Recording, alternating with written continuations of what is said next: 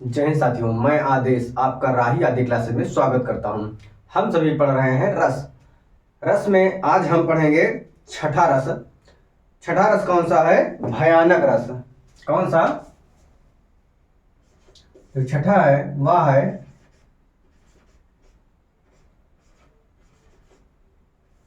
भयानक रस। भयानक रस का जो स्थायी भाव होता है वह होता है भय। तो इसकी परिभाषा क्या होगी कि भय नामक स्थायी भाव, विभाव, अनुभाव और संचारी भाव के संयोग से जिस रस की उत्पत्ति होती है वह होता है भयानक रस। इसकी परिभाषा को हम देख लेते हैं।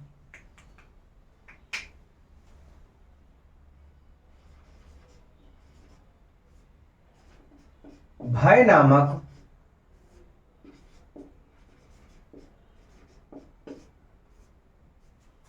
स्थायी भाव,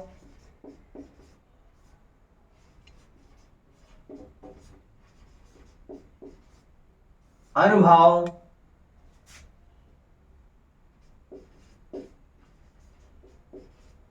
विभाव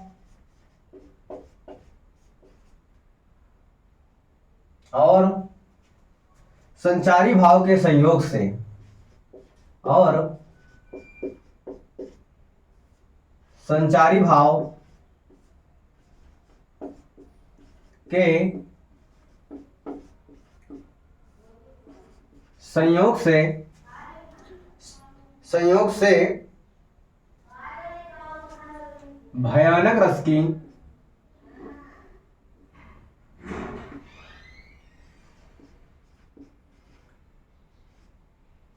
भयानक रस की उत्पत्ति होती है।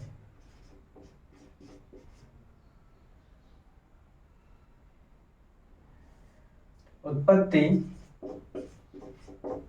होती है।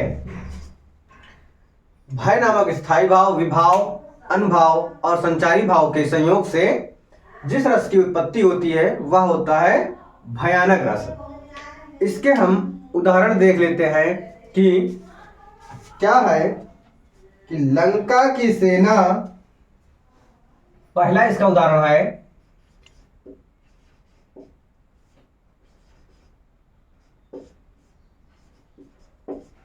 लंका की सेना तो कप के गर्जन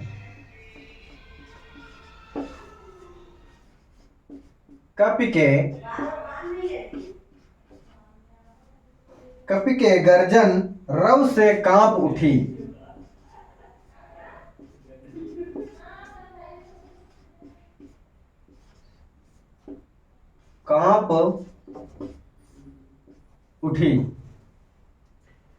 हनुमान के भीषण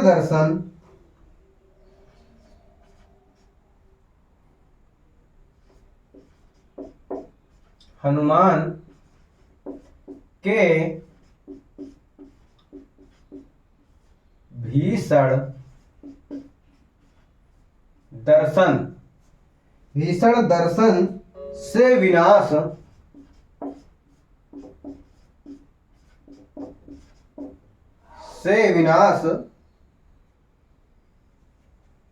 ही भाप गई।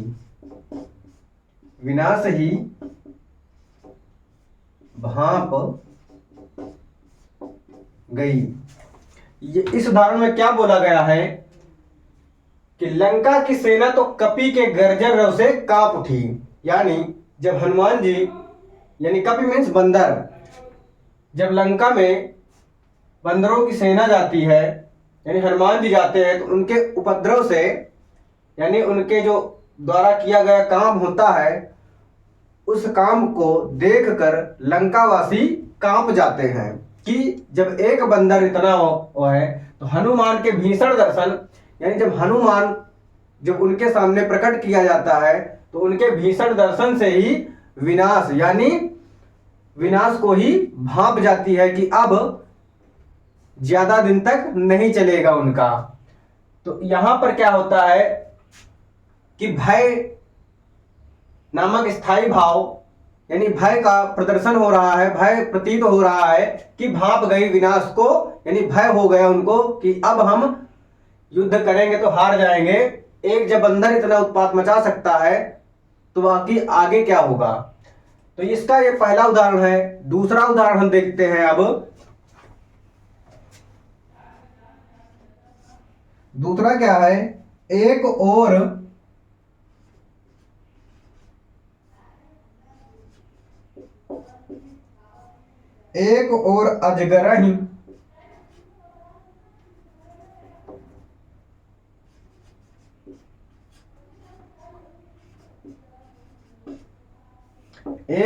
अजगरही लखें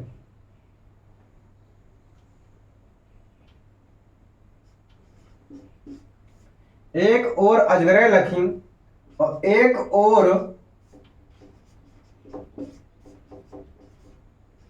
मृग राय विकल बटोही बीच ही क्या है कि विकल बटोही बीच ही, विकल बटोही बीच ही परयो मूर्छा खाए। तो यहां पर क्या बताया गया है कि एक और अजगर लखें, यानी एक और तो अजगर है और क्या है, एक और मृगराय यानी शेर है। यानी एक और अजगर है और एक और शेर है। फिर क्या है, विकल बटोही बीच, यानी बटोही मतलब जो राही होता है, जो व्यक्ति है वो जो जा रहा होता है रास्ते में अकेले, तो क्या होता है, विकल बटोही बीच में ही उन दोनों के यानी अजगर और शेर के बीच में ही उसके भय के कारण क्या होता है कि परियो मूर्छा खाए, यानी वह व्यक्ति इतना भय यानी इतना डर जाता है कि वह उन दोनों के बीच में ही मूर्छित हो जाता है, यानी बेहोश हो जाता है। तो यहां पर भय को दिखाया जा रहा है, तो भयानक रस यहां पर है। इसके बाद हम अगला रस देखते हैं, कौन सा, विभत्स रस। कौन सा, विभत्स रस।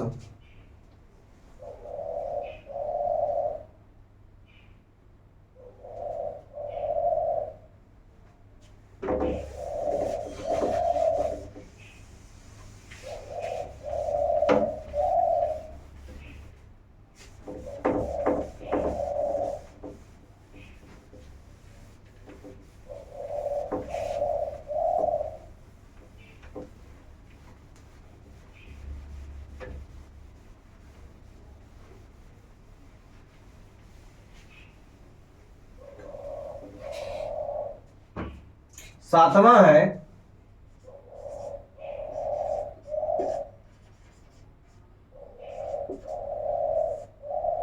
विभत्स रस।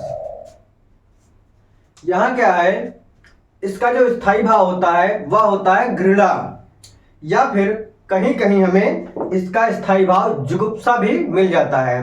तो इसकी परिभाषा क्या होगी कि घृणा नामक स्थायी भाव या जुगुप्सा नामक स्थायी भाव विभाव, अनुभाव और संचारी भाव के संयोग से जो रस की उत्पत्ति होती है वह होती है विभत्स रस। तो परिभाषा लिखेंगे,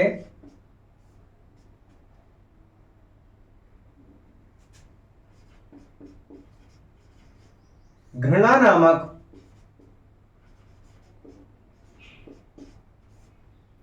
नामक स्थायी भाव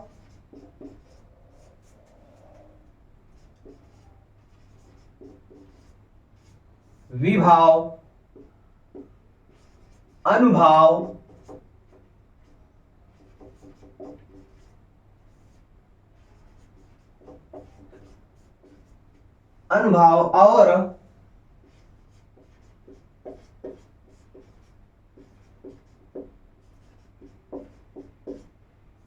और संचारी भाव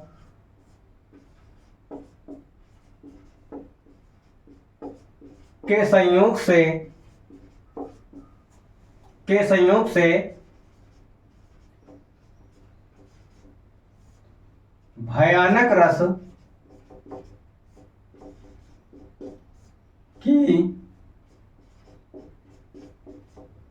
उत्पत्ति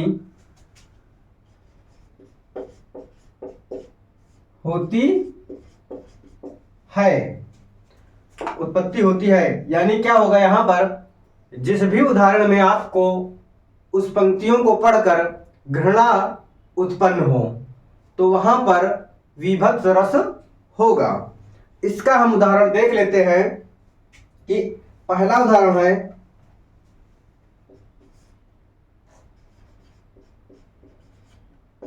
फाड़ी नखनि सव, फाड़ी नखनि सव अतणिन रुधिर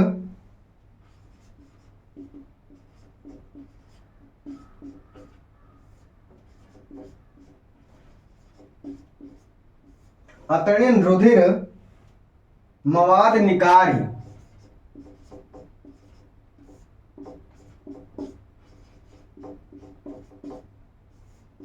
मवाद निकारी।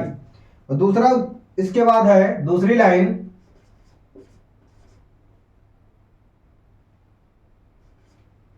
लेपत अपने मुखन पे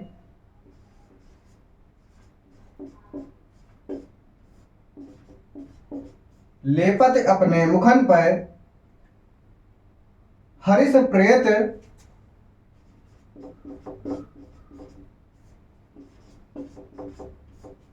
प्रेत गनि नारी।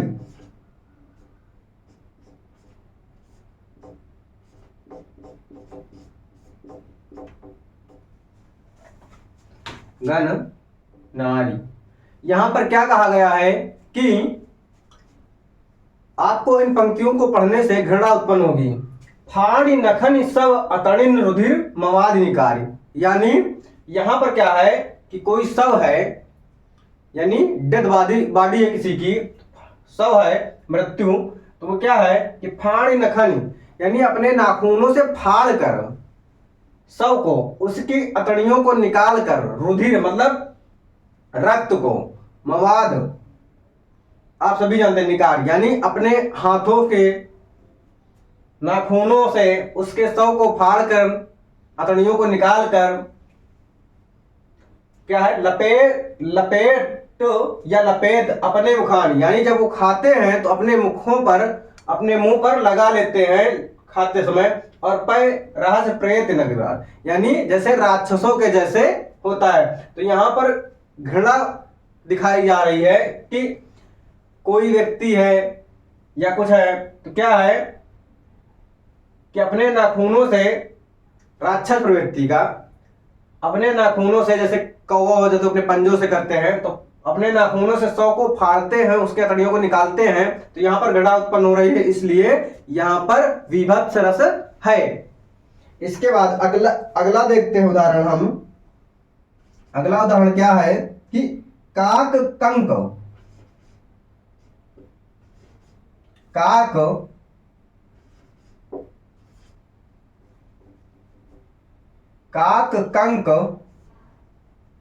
लय भुजा उड़ाई।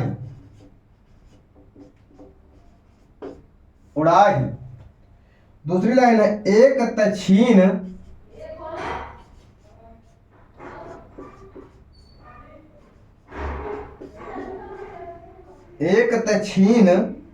एक लय खाई।